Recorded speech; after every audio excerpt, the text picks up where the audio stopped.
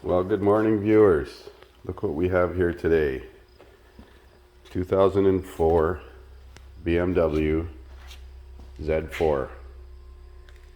A few months ago, back in June I believe, I made a video on diagnosing why the top wouldn't work. The convertible top doesn't retract. This area down here is where the actuator or electric motor is, and leaves and debris get inside the drain and plug it and fill it with water, and then the motor is submerged in water and corrodes and rusts. So I ordered it. Took 9 weeks to get here from Germany apparently, and we're going to do this today. So I'm just walking around the vehicle, having a little look around. See, there's a significant scratch here on the fender prior to me working on this thing. I'm going to put some masking tape along this edge here because we got to take the entire roof off to get at this. I've already got some trim pieces off inside the trunk from before when we were diagnosing it. I'm not going to videotape this entire process because there is an excellent video series on YouTube already that's way better, more professional than anything I can put together. I will put a link in the description to it, and kudos to that gentleman for showing us how to do this job. So I'm operating the convertible top to open it, and the light comes on, but the electric motor doesn't run to release it now. It was unlocking before. I don't think I left a fuse out.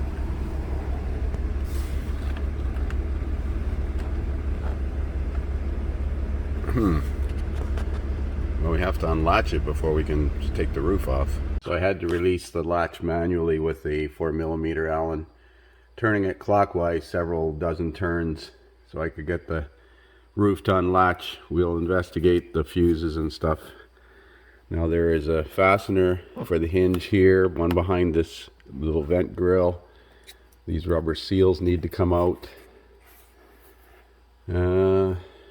Yeah. Well, there's the top off. It is a bit of a challenge to get it out of there. You definitely need two people. You can see the compartment where the electric motor hydraulic pump sits is full of water down in this area here. Let's grab the trouble light here. Yeah, we have a lake. And that's because leaves get into the drain down here. I don't want to stick my hand in there. So there is supposed to be a drain in here. There it is. Oh.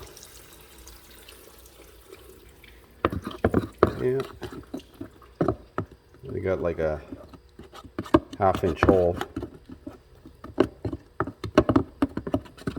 Maybe we'll see about drilling a couple of extra holes in there. But that's just a problem waiting to happen. So let's have a look at the new part. So there's the new part direct from BMW. Well, indirectly from BMW. It only took 9 weeks to get here. And it's inside this little plastic housing here, so we're going to take this apart. Gee, I wonder why it wasn't working. This little container is supposed to keep the water out, but once it gets over the top of that container, it keeps the water in. And then there's sponge wrapped around it, I guess, for noise suppression. I'm going to have to replace these terminals on the wires here. Wow, this is bad. I wonder what the process is to fill this hydraulic oil. So I'm having difficulty getting these screws out that hold this hydraulic release on here. They're 7/32 or 3mm, I think, with Allen head.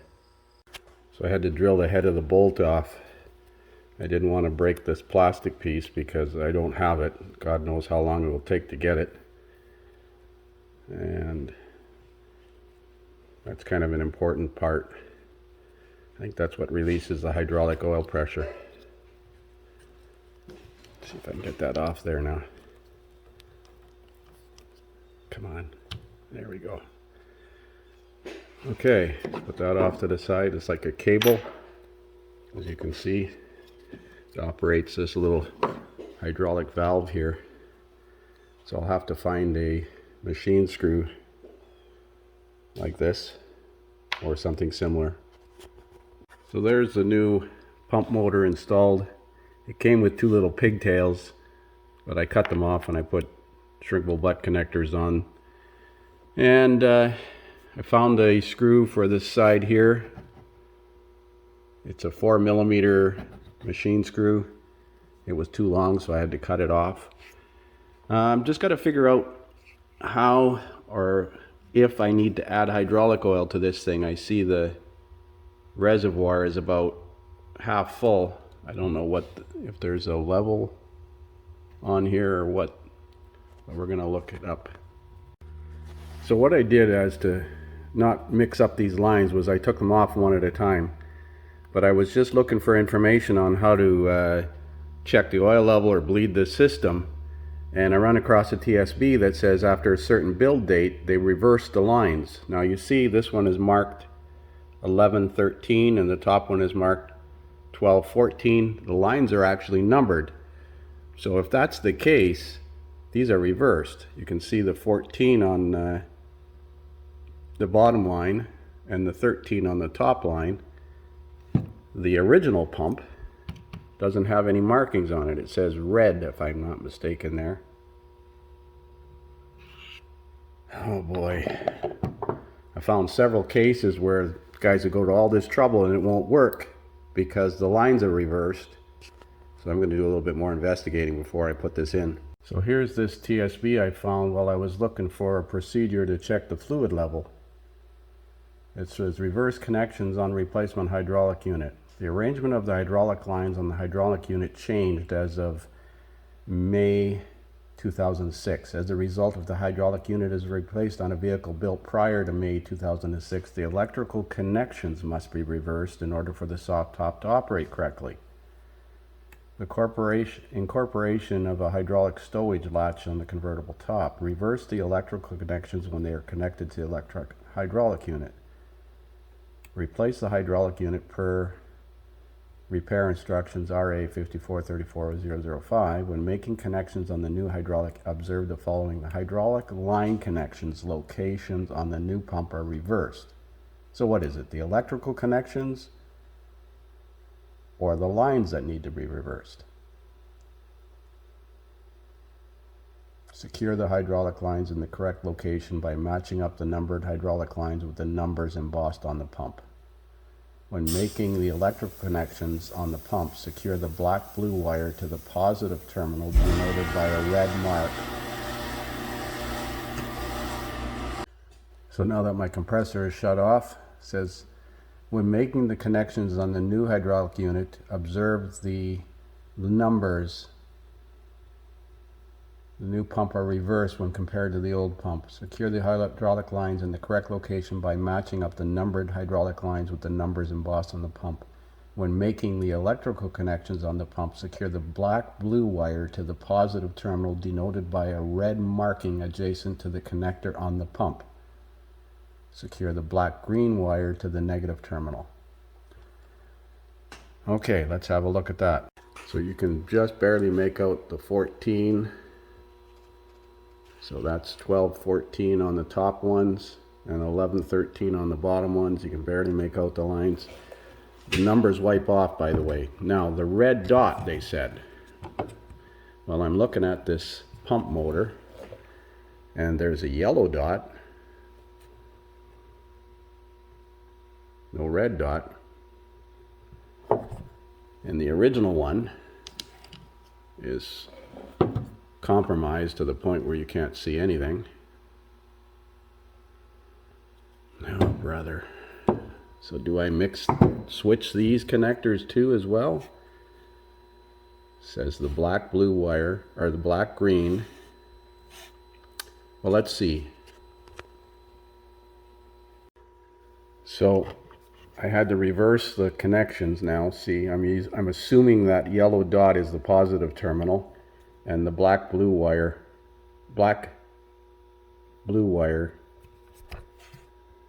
I got the black-green wire. So according to the TSB, the black-blue wire goes to the terminal with the red dot. I'm assuming that yellow dot is indicative of the positive terminal, and that's the way it was on the original pump, but the lines are definitely crossed. Wow, I hope this is right, but man, can you imagine the hassle you'd have if you put all this back together again, just connecting line for line, and it was backwards because they re-engineered it? Like, you'd think there would be a TSB in the box, especially for $1,000 frickin' dollars. So here's what I've decided to do. According to all the research I've found looking for the process to check this fluid level, the top needs to be cycled up and down several times and then the fluid level checked. Now, in order to do that, they actually have a test bench that the top can be bolted to and power and ground connected to the wires appropriately, and it can be cycled. So what I've decided to do, because I don't have that test bench and I may have lost, you know, a half an ounce of fluid, this level in here, focus, was about a 1/4 inch below that, and that's how it came shipped from the factory. So I topped it up with the appropriate hydraulic fluid, and we're going to hope that after cycling this thing for a couple of times that it works properly. There's no easy way to top it up once it's all together, because obviously this is inside this cover and inside that opening. Well, there's the unit reassembled, and I noticed there was rust on this actuator on this side, so I thought I'd look on the other side, in the compartment on the other side, and sure enough, it was completely full of water, as you could see too. And there's a little sippy hole in here. We're gonna clean this out. Wow. See if we can get some of those pieces of leaves and shit out of there. Well, the top's back in. That was fun getting these trim moldings back in. This seal right here was actually rolled and kinked, so now I'm having difficulty getting it to go back into place, but we'll worry about that after. And yet I'm still struggling with this shelf, because I took it out. That's why the electric release wouldn't work, because the shelf was out. I went in there to look before with the first time it was here. Well, ask me if I'm impressed. So after putting that parcel shelf back in there, which has to be in the down position, I still haven't put the thing back on, it latched shut, but then it won't open. The motor runs, but it won't open, so I've manually opened it. I think the polarity is wrong on the motor, so hopefully we can just unplug this connector here and switch those two wires around in the connector, because that's the connector for the motor. I'm not taking this damn thing apart unless I absolutely have to. So the black and green is on the left hand side. See if I can depin these and switch the two terminals. Well, it still doesn't work. Got the two wires reversed. The pump's running, but it's not moving the top. I'm sure it's not the fact that it's out of...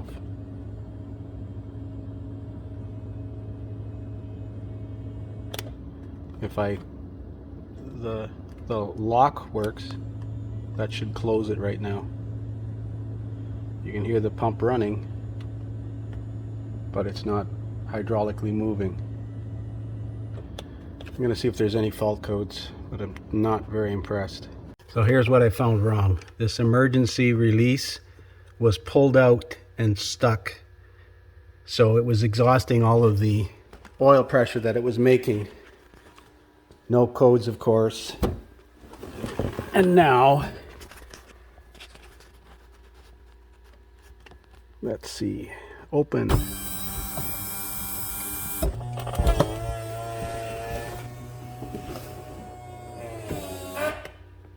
and close. But the wires were reversed.